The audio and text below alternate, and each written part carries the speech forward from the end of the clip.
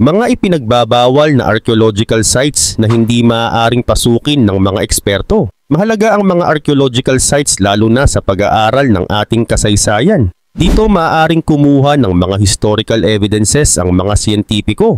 Ngunit paano na lamang kung may ilang mga sites na limitado lang ang access? Kung kaya't sa video na ito ay aalamin natin ang mga lugar na ito. Pero bago tayo magsimula ay baka pwedeng paki-like at subscribe ng video na ito. Malaking tulong at bagay na ito sa aming mga content creators. Maraming salamat po. Kaya naman simulan na natin. Number 1. Los Pinchudos, Peru. Ang Los Pinchudos ay isang sinaunang libingan na matatagpuan sa hilagang bahagi ng Peru sa loob ng Rio Abiseo National Park. Itinayo ito ng sinaunang Chachapoya, isang tribo na nakatira sa pagitan ng kabundukan ng Andes at kagubatan ng Amazon. Kakaiba ang libingan na ito dahil ginawa ito sa matataas na bahagi ng bato kung saan mahirap makarating. Tinawag itong Los Pinchudos dahil sa mga inukit na estatwa na may kakaibang disenyo, lalo na ang hugis ng mga phallus na sumisimbolo sa kapangyarihan at kasaganaan para sa mga sinaunang tao. Ang mga libingan ay ginawa mula sa clay at bato at may bubong na kahoy,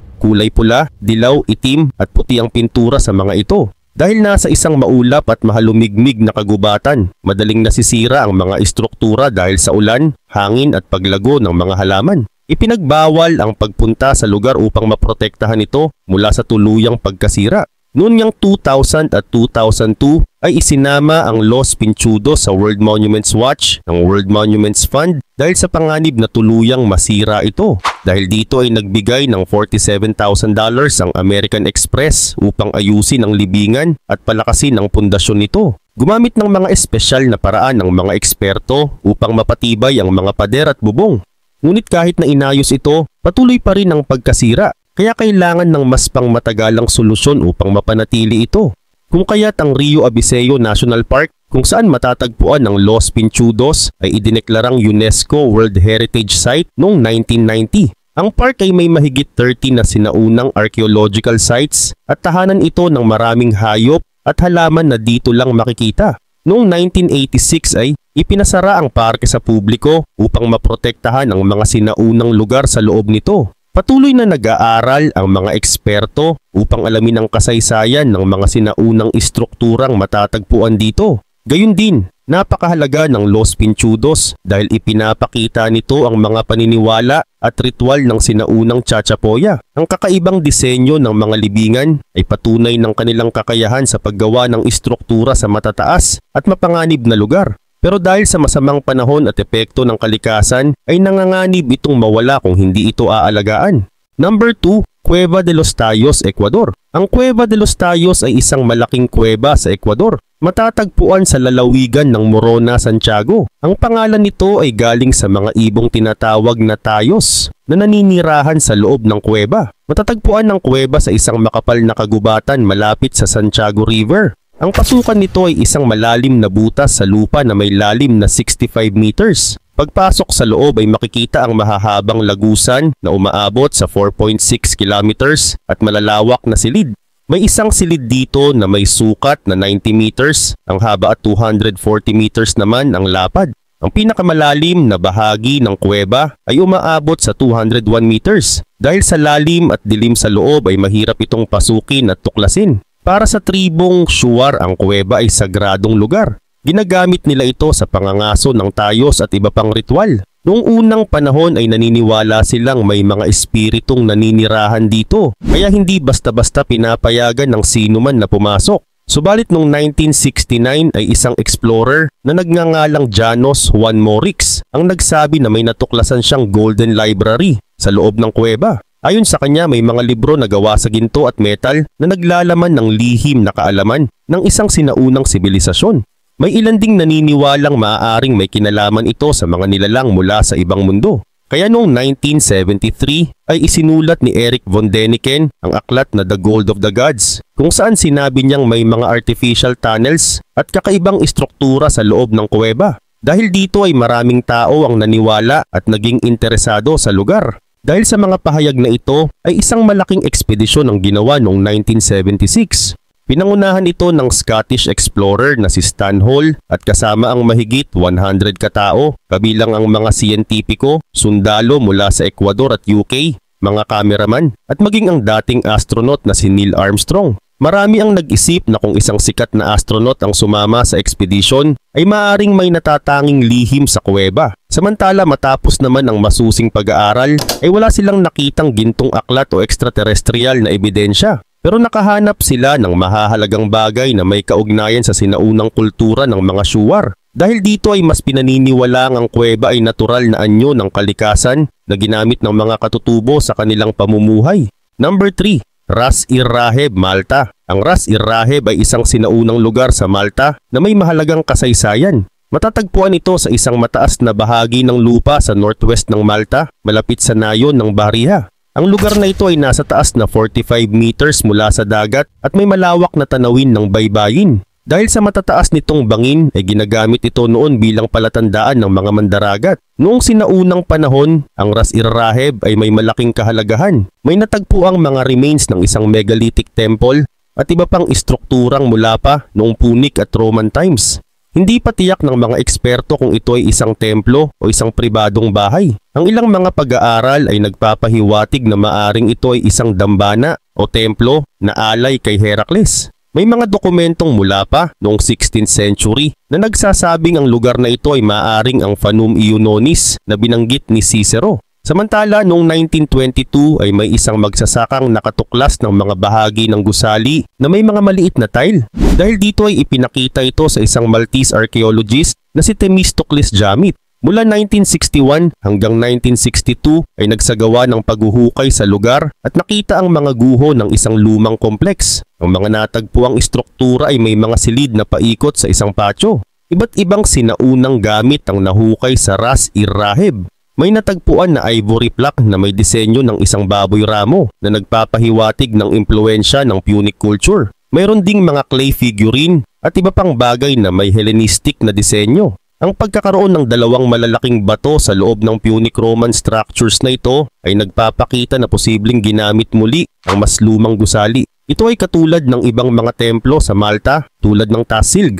Ngunit ang Ras Ir-Raheb ay isang kontrobersyal na lugar pagdating sa pagmamay-ari at conservation. Noong 2004 ay may isang grupo ng mga naglalakad na pinaalis ng isang mga ngaso sa lugar. Dahil dito ay nagkaroon ng mga tanong tungkol sa sino talaga ang may-ari ng lupa. May ginawa ang gobyerno para gawing pampublikong lugar ito, ngunit nananatili ang issue ng ownership.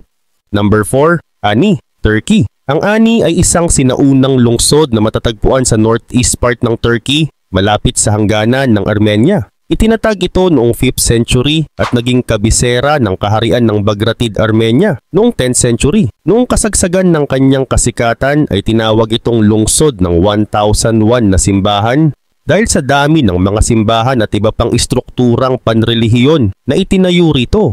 Pero sa kabila ng kanyang kagandahan at kasikatan noon ay unti-unting bumagsak ang Ani. Isa sa mga dahilan nito ay ang mga pagsalakay ng iba't ibang grupo, mga lindol at pagbago ng mga ruta ng kalakalan. Kaya noong 14th century ay iniwan ito ng mga tao at naging isang ghost town. Mula noon ay wala ng permanenteng nakatira rito at unti-unti nang gumuho ang maraming gusali. Maliban pa rito, noong panahon ng Cold War ay naging sensitibong lugar ang Ani dahil malapit ito sa hangganan ng Turkey at Soviet Union. Dahil sa tensyon sa pagitan ng dalawang bansa ay isinara sa publiko ang Ani. Hindi basta-basta pwedeng pumunta rito ang mga tao at kung minsan kahit ang pagkuha ng litrato ay ipinagbabawal. Kinailangan ng espesyal na permiso mula sa gobyerno ng Turkey para makapasok sa lugar. Ngunit kahit maraming taon itong isinara, ay hindi nawala ang kahalagahan ng Ani. Maraming archaeologists at historians ang patuloy na nag-aaral dito para mapanatili ang kanyang kasaysayan. Noong ngang 2016 ay opisyal itong isinama sa UNESCO World Heritage List bilang pagkilala sa kahalagahan nito sa kasaysayan at kultura. Number 5. Surtsey Island, Iceland. Ang Surtsey ay isang isla sa Iceland na nabuo dahil sa pagsabog ng bulkan mula 1963 hanggang 1967. Matatagpuan ito mga 32 kilometers sa timog ng Iceland at bahagi ng Vestmannaeyjar Archipelago. Ang pangalan nito ay mula kay Surtur, isang diyos ng apoy sa mitolohiyang Norse. Nagsimula ang pagsabog noong November 14, 1963 sa ilalim ng dagat na may lalim na 130 meters. Sa loob lamang ng ilang araw ay lumitaw ang isla sa ibabaw ng tubig. Patuloy itong lumaki dahil sa pagbuga ng lava hanggang 1967. Sa rurok ng pagsabog, ang isla ay may lawak na 2.7 square kilometers at may taas na 174 meters mula sa dagat. Pero dahil sa alon at hangin ay unti-unting lumiit ang isla. Noong 2005 ay bumaba ang sukat nito sa 1.4 square kilometers. At dahil ito ay isang bagong isla, naging mahalaga ito sa mga siyentipiko. Sinusuri nila kung paano nagsisimula at lumalago ang mga halaman at hayop sa isang bagong kapaligiran. Kaya noong 1965 ay idineklara itong protektadong lugar. Ang pagpunta rito ay mahigpit na ipinagbabawal. Maliban sa mga iilang eksperto, layunin nitong mapanatili ang natural na proseso ng ecosystem nang walang epekto mula sa tao. Dahil sa natatanging kahalagahan nito sa siyensya, ang Surtsey ay isinama sa UNESCO World Heritage List noong 2008. Kinilala ito bilang isang bihirang halimbawa ng natural formation ng isla at pag-usbong ng buhay mula sa wala. Dagdag pa rito, mahigpit din ang proteksyon sa isla. Ipinagbabawal ang mga turista at ordinaryong tao na bumisita rito. Tanging mga siyentipiko lamang na may pahintulot ang maaaring magpunta. Ang anumang uri ng contamination o pagbabago sa kapaligiran ay kailangang iwasan upang mapanatili ang sinaunang kalikasan ng isla. Number 6. Heard Island, Australia. Ang Heard Island ay isang napakalayong isla na pagmamay-ari ng Australia. Matatagpuan ito sa katimugang bahagi ng Indian Ocean, malapit sa Antarctica. Napapalibutan ito ng malamig na dagat at makakapal na yelo. Dahil dito ay bihira lang ang mga taong nakakapunta rito. Isa rin itong isa sa pinakamalayong teritoryo ng Australia. Sa gitna ng isla ay makikita ang isang malaking bulkan na tinatawag na Big Ben. Ito ay aktibo pa rin hanggang ngayon at may taas na halos 2,745 meters. Ang paligid ng bulkan ay natatakpan ng makakapal na glacier, kaya mahirap i-explore ang lugar. Ang panahon dito ay madalas mahangin, nagyayelo at may malalakas na bagyo. Noon namang 19th century, ang isla ay naging mahalaga sa pangingisda ng elephant seal. Maraming manghuhuli ng seal ang pumunta rito, karamihan ay mula sa Amerika at Europa. Ginamit nila ang taba ng mga elepante ng dagat upang gawing langis. Mula 1855 hanggang 1882 ay tinatayang mahigit 100,000 bariles ng langis ang nakuha mula sa isla. Dahil sa sobrang dami ng nahuling hayop ay halos naubos ang populasyon ng mga elephant seals sa lugar. Noong kalaunan ay iniwan na ng mga manghuhuli ang isla. Sa ngayon ay makikita pa rin ang mga remains ng kanilang kampo tulad ng mga sirang kubo, mga lumang bariles ng langis, mga bakal at mga platforms ng bato.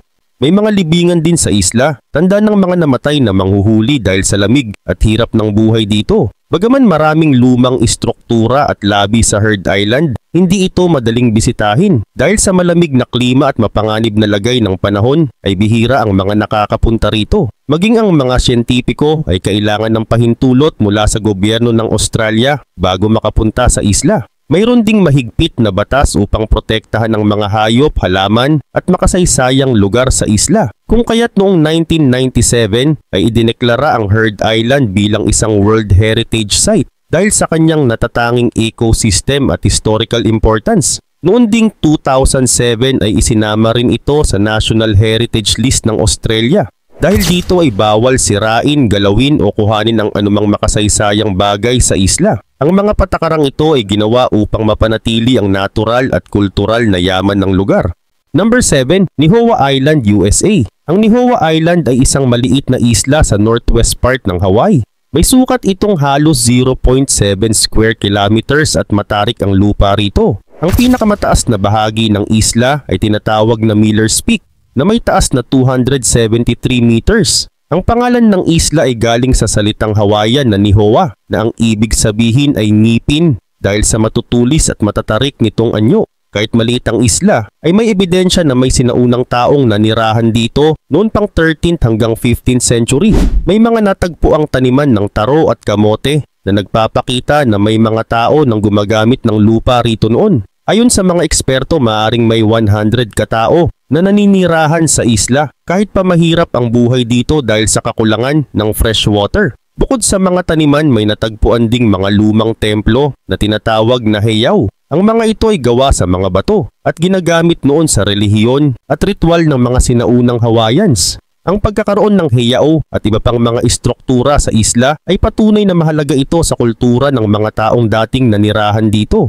Samantala, noong 1923 at 1924 ay isang grupo ng mga siyentipiko ang nagpunta sa isla sa ilalim ng Tanager Expedition. Sa kanilang pag-aaral ay natuklasan nila ang 89 archaeological sites, kabilang ang mga bahay, taniman at templo. Dahil dito ay mas naunawaan ang pamumuhay ng sinaunang mga Hawaiians sa Nihoa Island. Sa kasalukuyan ay bahagi na ang Nihoa Island ng Papahanaumok Wakea Marine National Monument, isang protektadong lugar. Hindi basta-basta maaaring pumunta rito ang kahit sino. Ang pagbisita sa isla ay mahigpit na kinokontrol para mapanatili ang kalikasan at mga lumang istruktura rito. Ang mga pinapayagang pumunta lamang ay ang may pahintulot para sa agham, edukasyon o pag-aaral sa kultura. Isa sa mga dahilan kung bakit mahigpit ang proteksyon sa Nihoa ay dahil may mga hayop at halaman dito na hindi matatagpuan sa ibang lugar sa mundo. Maraming ibon, insekto at halaman dito na kailangang mapanatili para hindi sila mawala. Dahil dito ay may mahigpit na mga patakaran ang mga bumibisita para hindi masira ang likas na yaman ng isla. Pero kahit mahirap puntahan ay nananatiling mahalaga ang Nihoa Island dahil sa kasaysayan at kalikasan nito. Number 8. Qin Shi Huang's Tomb, China. Ang libingan ni Qin Shi Huang, ang unang emperor ng China, ay isa sa pinakakilalang libingan sa buong mundo. Matatagpuan ito sa Lintong District, Xi'an, Shaanxi Province. Itinayo ito mula 246 BCE hanggang 208 BCE, kaya umabot ito ng halos 38 years bago natapos. Sinasabi na mahigit 700,000 na manggagawa ang nagtayo nito. Ang libingan ay napakalawak, halos 56.25 square kilometers ang laki. Ginawa ito na parang isang lungsod na may panloob at panlabas na pader. Ang panloob na bahagi ay may habang 2.5 kilometers, habang ang panlabas ay nasa 6.8 kilometers. Sa gitna ng lugar ay may isang burol na hugis pyramid. Sa ilalim nito ay matatagpuan ang mismong libingan ng emperor. Ayon sa mga lumang kwento, maraming kayamanan ang nakatago sa loob ng libingan. Mayroon itong mga palasyo at tore na gawa sa mamahaling materials. Mayroon ding ilog at dagat na ginaya gamit ang mercury. Ang kisame ng libingan ay pinalamutian ng mga bituin, habang ang sahig ay ginawa na parang mapa ng buong China. Ngunit noong 1974 ay may mga magsasaka na nakatuklas ng bahagi ng libingan. Natagpuan nila ang Terracotta Army, isang grupo ng halos 8,000 na estatwa ng mga sundalo, kabayo at chariot. Ang bawat sundalo ay may kakaibang hitsura at ekspresyon. Ang mga estatwang ito ay inilagay upang protektahan ang emperor sa kanyang kabilang buhay. Hanggang ngayon ang pangunahing libingan ni Qin Shi Huang ay hindi pa nabubuksan. Maraming dahilan kung bakit nananatili itong sarado. Una, napakataas ng mercury level sa lupa sa paligid ng libingan. Kung bubuksan ito ay maaaring makalason ng mercury sa mga tao. Pangalawa, ayon sa mga lumang kwento, may mga patibong sa loob ng libingan, tulad ng mga automatic crossbow na maaaring umatake sa sino mang papasok. Pangatlo, hindi pa sigurado ang mga eksperto kung paano mapapanatili ang mga sinaunang gamit sa loob. Kapag nabuksan ito ay maaaring masira ang mga artifact dahil sa hangin at liwanag. Dahil dito ay patuloy na pinag-aaralan ng mga eksperto kung paano mahuhukay ang libingan sa tamang paraan.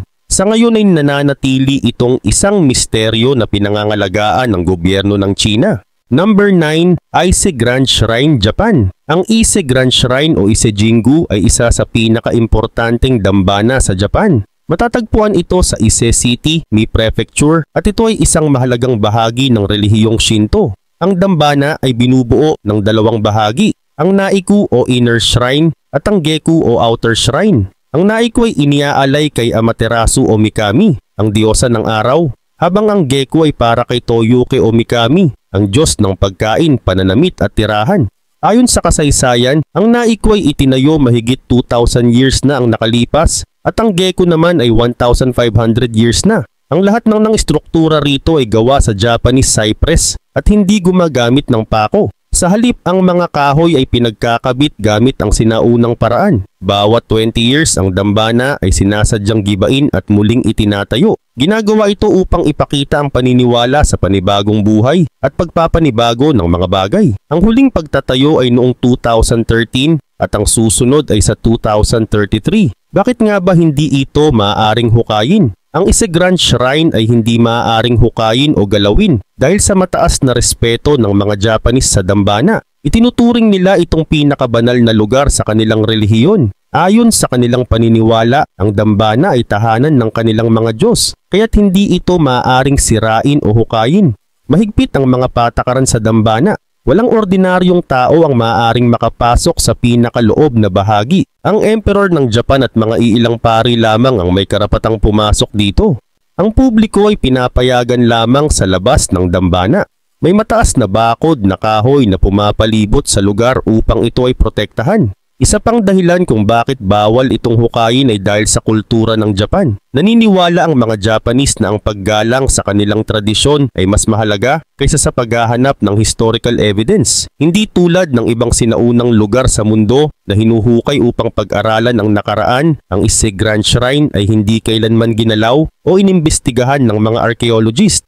Number 10. Mount Weather Emergency Operations Center, USA. Ang Mount Weather Emergency Operations Center o MWEOC ay isang mahalagang facility ng gobyerno ng United States na matatagpuan malapit sa Bluemont, Virginia. Sa Blue Ridge Mountains, ginagamit ito ng Federal Emergency Management Agency o FEMA bilang sentro ng operasyon tuwing may matinding sakuna o pambansang krisis. Itinuturing itong isang highly classified facility na nangangahulugan na kakaunti lamang ang impormasyon tungkol dito ang naibabahagi sa publiko. May iba rin itong pangalan tulad ng High Point Special Facility o simpleng tinatawag na SF simula noong 1991. Samantala noong huling bahagi ng 1800s, ang Mount Weather ay isang simpleng istasyon ng panahon na pinapatakbo ng National Weather Bureau. Mula 1904 hanggang 1914 ay ginamit ito bilang isang weather observatory. Noon namang 1928 ay nagsilbi itong Summer White House ni Pangulong Calvin Coolidge. Sa panahon ng ikalawang digmaang pandaigdig ay ginamit ito bilang isang kampo para sa mga sibilyang nagtatrabaho para sa gobyerno. At noong 1954 ay sinimulan ng Bureau of Mines ang paghuhukay ng mga tunnel sa ilalim ng bundok. Natapos ito noong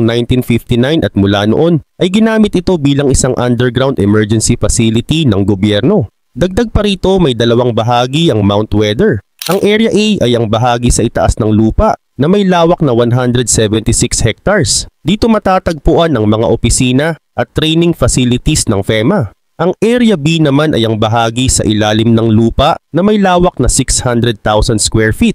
Sa loob nito ay may mga ospital, krematory, kainan, lugar pahingahan, reservoir ng tubig, power plant at mga radyo at TV studio na ginagamit para sa emergency broadcasting system. Mayroon ding mga gusali ng opisina sa loob ng pasilidad na may ilang palapag. Gayun din dahil sa pagiging highly classified ng facility ay hindi basta-basta maaaring pumasok ang mga civilians dito. Mahigpit ang seguridad at tanging authorized person lamang ang maaring pumasok. Dahil dito ay marami ang nagkakaroon ng espekulasyon at teorya tungkol sa tunay na gamit ng facility.